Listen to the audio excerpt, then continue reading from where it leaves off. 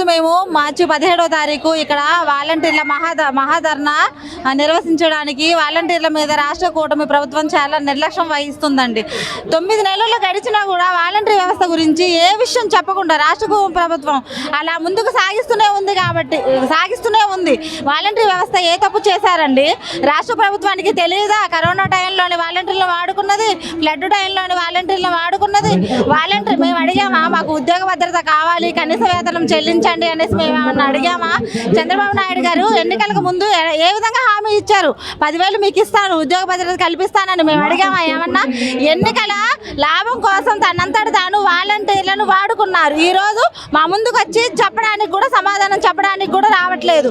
మాకు రాష్ట్ర కూటమి ప్రభుత్వం ఏ విధమైన ఎలాగైనా సరే మా ఉద్యోగ భద్రత కల్పించి మాకు 10,000 రూపాయలు కల్పించాలి. అదే విధంగాను పుట్టని బిడ్డకు పేరు ఎలా పెట్టాలని అడిగారే, ఎన్నికలకు ముందు తెలియదా? బిడ్డ పుట్టిందో లేదో, నీ ఓట్ల కోసం పుట్టని బిడ్డకు పేరు ఎట్లా పెట్టాలి? ఈ రోజు అడుగుతున్నావు, పుట్టని బిడ్డకి నువ్వు ఉద్యోగ భద్రత ఎలా కల్పిస్తానన్నావు? గౌరవ వేతనం 10,000 ఎట్లా ఇస్తానన్నావు? ఫ్లడ్ టైంలోని మొన్న విజయవాడలోని వరద టైంలోని వాలంటీర్ ఉనికే లేదు, వాలంటీర్ వ్యవస్థ లేదన్నావు. అప్పటికప్పుడు విజయవాడలో ఉన్నటువంటి వాలంటీర్లకు అందరికీ ఫోన్లు ఇచ్చేసి పాలు, ఆహార పదార్థాలన్నీ అందచేయడంలోని వాలంటీర్ వ్యవస్థను ఏ విధంగా ఉపయోగించుకున్నారు అనేసి ఈరోజు అడగడం అయితే జరుగుతుంది. మా వాలంటీర్కి ఏ విధంగా అయినా కానీ ఉద్యోగ భద్రత కల్పించి 10,000 రూపాయలు చెల్లించకపోతే వాలంటీర్లందరూ నడి రోడ్డు మీద ధర్నా చేయడం అయితే ఆపదు. జై వాలంటీర్. రాష్ట్రంలో 2,60,000 మంది వాలంటీర్లు నిరుద్యోగులుగా మారిపోయారు. గత వైఎస్ఆర్సీపీ ప్రభుత్వం ఈ వ్యవస్థను తీసుకొచ్చింది. ఏ వ్యవస్థ నైనా సరే, ఏ ప్రభుత్వం తీసుకొచ్చినా, ఏ పార్టీ తీసుకొచ్చినా వాళ్ళు కార్మికులుగా ఉన్నారు. 5 సంవత్సరాలుగా కేవలం 5,000 రూపాయల వేతనానికి చాకరీ చేశారంటే ఈ రాష్ట్రంలో నిరుద్యోగం ఏ స్థాయిలో ఉందో, ఈ వాలంటీరీ ఉద్యోగం కూడా ఆ కుటుంబానికి ఎంత అవసరం అవుతుందనేది ప్రభుత్వం గుర్తించాల్సిన అవసరం ఉంది. మేము అధికారంలో ఉన్నాం, ఏం మాట్లాడినా చెల్లిద్ది అనే పద్ధతిలో ఇష్టానికి మాట్లాడితే ప్రజలందరూ గమనిస్తున్నారని ఈ ప్రభుత్వానికి చెప్పదలుచుకున్నాం. కూటమి ప్రభుత్వం ఒక్కొక్కరు ఒక్కో రకమైన పద్ధతిలో మాట్లాడుతూ ఉన్నారు. తెలుగుదేశం పార్టీయే ఎన్నికలకు ముందు 5,000 నుంచి 10,000కు పెంచుతామని చెప్పారు. మేము అడుగుతుంది ఏంటంటే, ఈరోజు వాలంటీర్లు ఉపాధి లేక రోడ్డున పడ్డారు. మీరు ఇచ్చినటువంటి హామీని నెరవేర్చమని అడుగుతా ఉన్నాం. మీరు 10,000 ఇవ్వకపోతే ఇవ్వపోయారు, కనీసం వ్యవస్థను కొనసాగించేటటువంటి పని చేయండి. మీరు ఖజానా ఖాళీ అయింది, డబ్బులు లేవని చెప్తా ఉన్నారు. ఓకే, ఖజానా ఖాళీ అయితే మీరు 5,000 ఇప్పుడు పెంచొద్దు, మీరు తర్వాత సమయం తీసుకొని పెంచండి. కానీ ఉన్న ఉపాధిని ఊడబీకటం ఎంతవరకు న్యాయం అని అడుగుతా ఉన్నాం. మాది అల్లూరు జిల్లా అండి. నా పేరు కృష్ణవేనండి. పాడేరు మండలం నుంచి వచ్చాము. కూటమి ప్రభుత్వం మాకు ఎలక్షన్ల ముందు ఇచ్చిన హామీని నెరవేర్చాలి. ఒకవేళ జీవో నెంబరే లేదంటున్నారు. జీవో నెంబర్ లేనప్పుడు ఎలక్షన్ ముందే తెలిసి ఉంటుంది కదా, వాళ్ళకి తెలీదా? ఎలక్షన్ ముందు తెలిసి ఉన్నప్పుడు జీవో నెంబర్ లేదని ఇప్పుడు ఎలా చెప్తారు? ఆడవాళ్ళకి అన్యాయం చేయను, రోడ్డు మీద నిల్చోబెట్టానన్నారు. ఇప్పుడు ఏం చేస్తున్నారండి? జీవో లేకపోతే ఇప్పుడు దాకా మా ఐడితోనే వర్క్ అవుతుందండి సచివాలయంలో. ఇప్పటికి మేము వెళ్ళి చూస్తున్నాము, మా ఐడితోనే వర్క్ అవుతుంది. జీవో నెంబర్ లేకపోతే మా ఐడి ఎలా ఉంటుందండి? ఐడి లేకుండా, జీవో నెంబర్ లేకుండా మాకు సాలరీ ఎలా పడిపోద్ది సార్? అందరికీ జై భీమ్ అండి.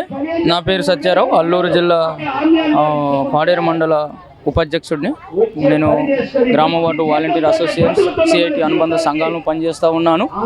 ఈరోజు 2,60,000 మంది వాలంటీర్స్ రోడ్డున పడ్డ పరిస్థితి. ఎంతో ఉన్నతమైన చదువులు చదువుకుని ఈరోజు కనీసం వాలంటీర్ వ్యవస్థ ఉన్నప్పుడు వాళ్ళకి ఎంతో కొంత ఉపాధి ఉండేది. ఈరోజు అటువంటి ఉపాధిని కోల్పోయి ఈరోజు రోడ్డున పడ్డ పరిస్థితి.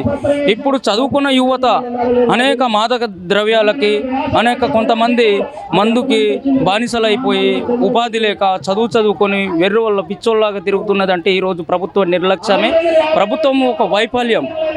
గతంలో ప్రతిపక్షంలో ఉన్నప్పుడు ఏదైతే హామీలు ఇచ్చారో కూటమి ప్రభుత్వ నాయకులు చంద్రబాబు నాయుడు అయితేనేమి, అలాగే డిప్యూటీ సీఎం పవన్ కళ్యాణ్ గారు అయితేనేమి, మేము 10,000 మీకు వేతనం ఇస్తూ మీకు అనేక శాఖలలో మీకు చేర్చే దిశగా మేము స్థానం కల్పించి మీకు కొనసాగిస్తామని చెప్పిన దాఖలాలు ఎక్కడ పోయాయి అని మేము ఈరోజు డిమాండ్ చేస్తున్నాం. ఈరోజు ఖచ్చితంగా ఈరోజు ప్రశ్నిస్తూ ఉన్నాము. ఇంకా మేము ఉధృతం చేయడానికి సిద్ధంగా ఉన్నాము. దీన్ని ఇంకా కొనసాగుతూనే ఉంటాము. ఎప్పుడైతే విధుల్లోకి తీసుకునేంత వరకు మేము కొనసాగిస్తూనే ఉంటాము.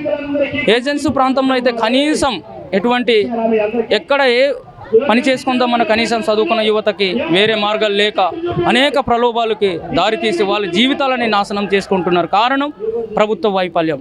దయచేసి తక్షణమే జగన్మోహన్ రెడ్డి ప్రభుత్వంలో పవన్ కళ్యాణ్ గారు వాలంటీర్స్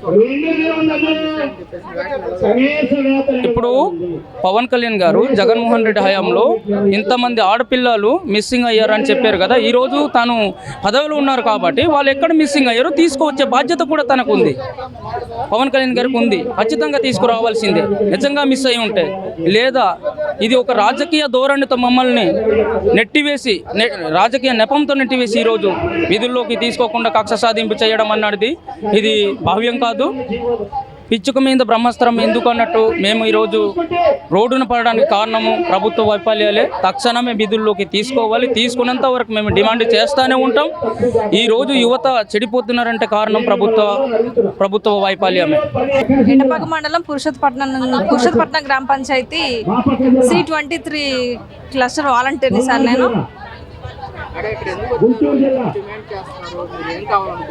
సార్ ఎన్నికలకు ముందు చంద్రబాబు నాయుడు గారు మాకు ఇచ్చిన హామీలను ఏవైతే అన్నారో వాటి కోసం పోరాడాలని, మా ఉద్యోగ భద్రత కోసం మేము పోరాడుతున్నాం. మాకు ఈ ఉద్యోగం అధికారంలోకి వచ్చిన తర్వాత మాకు 10,000 ఇస్తామనేసి హామీ ఇచ్చారు. కానీ ఇప్పుడు ఆ హామీ నెరవేర్చకపోగా మాకు ఉన్న ఉద్యోగం కూడా లేకుండా చేసి ఇప్పటికి 9 నెలల నుంచి మాకు జీతాలు కూడా లేవు సార్.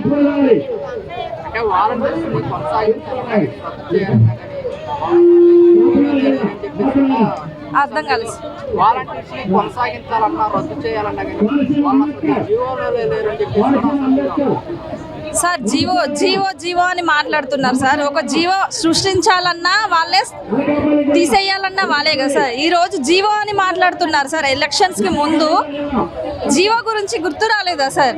ఈరోజు జీవో లేదు అని మాట్లాడుతున్నారు. ఆ రోజు మేము కరోనా టైంలో కష్టకాలంలో ఇదే ఎర్రటి ఎండలో నడి రోడ్డు మీద నిల్చొని పోలీసులతో సమానంగా నిలబడి రోడ్డు మీద ప్రజలని కాపాడిన రోజులున్నాయి.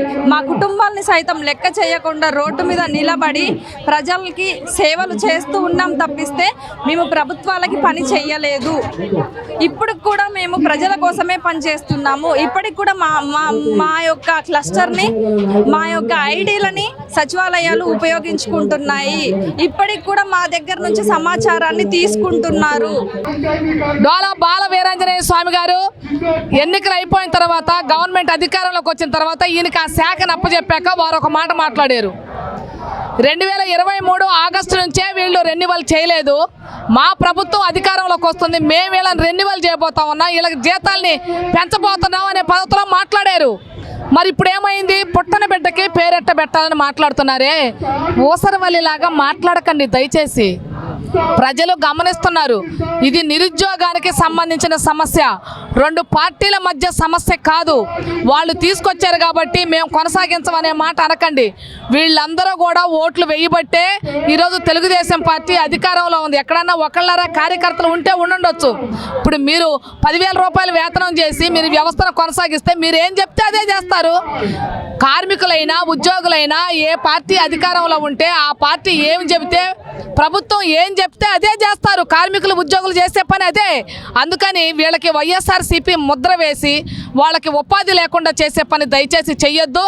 అందరూ కూడా యువకులు 25 ఏళ్ళు లోపు ఉన్నటువంటి వాళ్ళు, వాళ్ళకి ఉద్యోగాలు లేక అల్లాడిపోతా ఉన్నారు. దయచేసి వాళ్ళని తిరిగి కొనసాగించమని రాష్ట్ర ప్రభుత్వానికి విజ్ఞప్తి చేస్తా ఉన్నాం.